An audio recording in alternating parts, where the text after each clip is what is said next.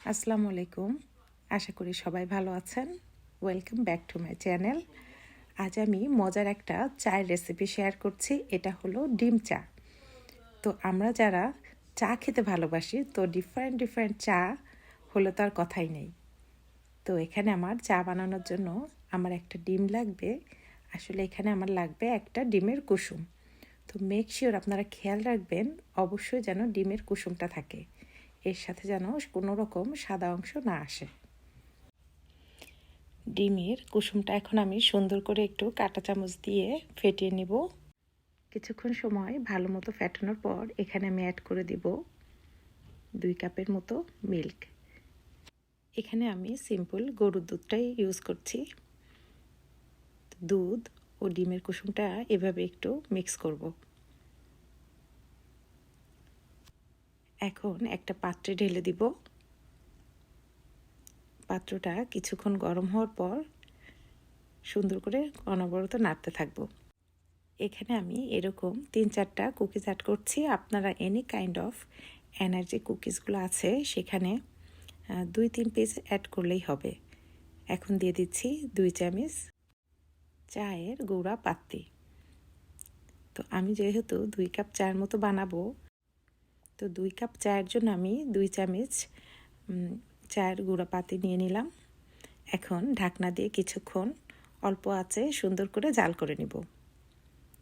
চাটা ফুটে আসলে, এই চাটা বানাতে বেশিক্ষণ সময় লাগে না, 5 থেকে 7 মিনিটের মতো সময় লাগবে। তো সুন্দর করে কিছুক্ষণ অল্প আছে আমি অনবরত নাড়তে থাকবো যেন আমার নিচে লেগে না যায়।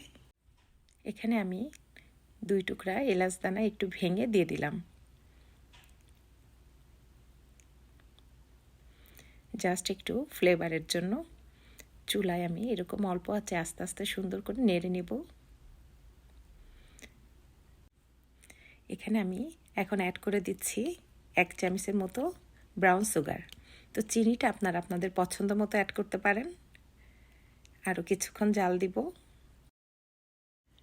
এখানে কুকিজ ও ডিমের কুসুমের কারণে কিন্তু চাটা অনেক ঠিক হবে।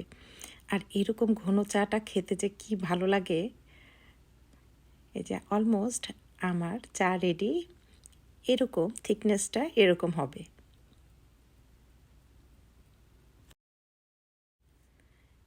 আমার মজাদার ডিমের চা রেডি।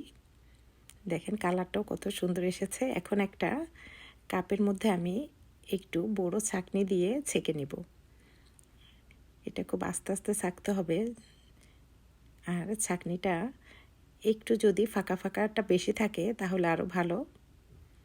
আস্তে করে আমি চাটা এইভাবে ছেঁকে নেব।